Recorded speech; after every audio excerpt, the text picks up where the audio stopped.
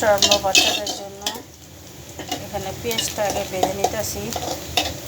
পেঁয়াজটা হালকা বাদামি কালার হলে সব মশলা দিব।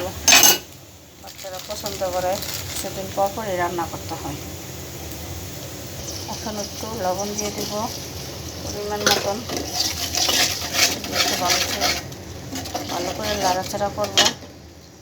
তারপরে যে এখানে কাজু বাদাম, পেস্তা বাদাম, আদা রসুন বাটা, কাঁচামরিচ সব একসাথে আমি ব্লেন্ড করে নিয়েছি। এটা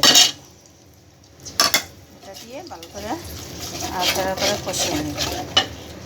তারপর আমি দিয়ে দিব লঙ্কার গুঁড়া 1 চামচ। লঙ্কার গুঁড়া 1 চামচ, এটা দিয়ে ভালো করে মিশিয়ে নিব। এখন আমি দিয়ে দিব রোস্টেড মশলাটা।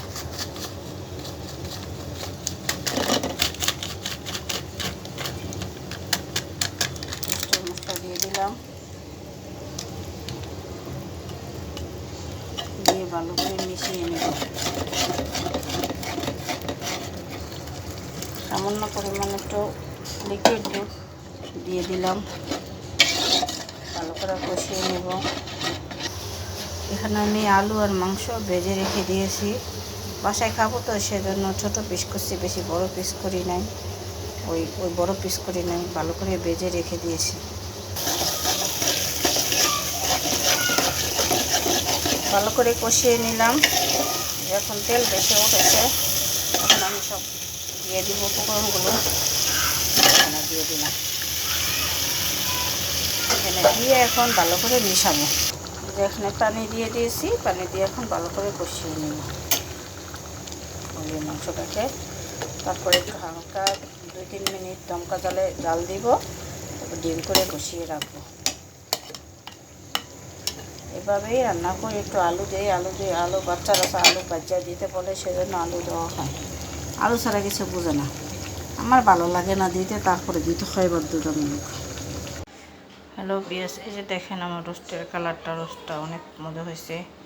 খেয়ে দেখলাম একটু, অনেকই টেস্টি হয়েছে, অনেক মজা হয়েছে। মাখা মাখা ঝোল, মাখাই। আলু পছন্দ করে দেখে ভেজে আলু দিয়ে দিয়েছি। রোস্টটা এখন এখানে বেড়ে আপনাদের দেখালাম। কেমন হয়েছে জানাবেন আপনারা।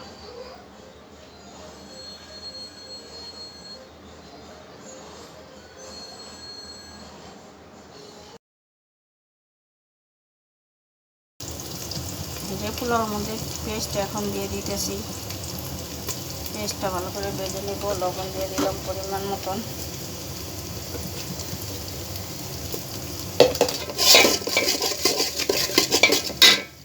লবণটা দিয়ে ভালো করে পেস্ট ভাজা করব। এখানে যে পেস্টটা মোটামুটি ভাজা হয়ে গেছে, এখন আমি 1 চা চামচ আদা বাটা দিয়ে দিলাম। আদা বাটা ভাজা করব, সাথে একটু গরম মশলা ছাঁকি দিয়ে দিলাম। গরম মশলা আসতে নাই তো, সেজন্য ছাঁকি দিয়ে দিলাম। অলরেডি আমার পেঁয়াজ ভাজা হয়ে গেছে। এখন আমি দিয়ে দিব চালটা দিয়ে একটু ভালো করে ভেজে নিব।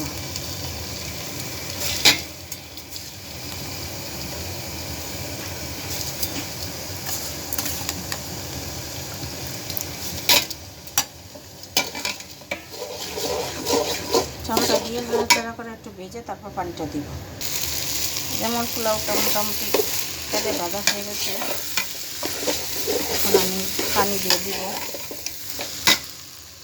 পানি আমি মেপে রেখে দিয়েছি, দিয়ে দিলাম। 1 কেজি চালের মধ্যে 1.5 কেজি পানি।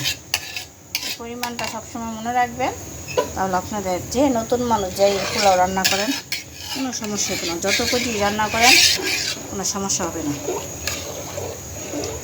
1 কেজির মধ্যে 1.5 কেজি এই হিসাবটা করে পোলাও, বিরিয়ানি, তারপরে সব কিছুর মধ্যে কাচ্চি বিরিয়ানি এসবের মধ্যেও মাপ মতন দিলে একবার সুন্দর মতন আর কাজ করতে হবে না। সবসময় এই জিনিসটা মনে রাখবেন। আচ্ছা, রান্না হলে আপনাদের কাছে আবার ফিরে আসবো। আমার পোলাও এখন মোটামুটি হয়ে গেছে, আমি দমে দিয়ে দিছি। দমে দিয়ে যে একটা লাড়া দিয়ে দিব বাস। অনেকে বলে আমার ননস্টিকের জিনিসের তো নেই, সিলভারের জিনিসটা রান্না করতে অনেক ভালো লাগে। ননস্টিকের জিনিসের রান্না করা খাওয়া জিনিসও ক্ষতিকর। ফ্রাই প্যান মোড়াই প্যান এসব জিনিসের খাওয়া ক্ষতিকর। দমে দিয়ে দিয়েছি, এখন ঢাকনাটা ডেকে দিব। ননস্টিকের জিনিসের জিনিস রান্না করে খাওয়া ক্ষতিকর। অনেকেই বলে যেগুলো ক্যান্সার হয়ে যায় সেজন্য কমই রান্না করি, মাঝে মাঝে রান্না করি। অনেকে বলে আমি সবসময় সিলভার পাতিল বা আরে পাতিল আমি যেগুলো নর্মাল ব্যবহার করি যেসব জিনিস ওগুলো দিয়ে রান্না করে আপনাদের মাঝে দিয়ে দিই। পোলাওটা তারপরে বেড়ে আপনাদের দেখাবো। যে আমি দমে দিয়ে দেবো, এখন ঢাকনাটা ডেকে দমে দিয়ে দিলাম।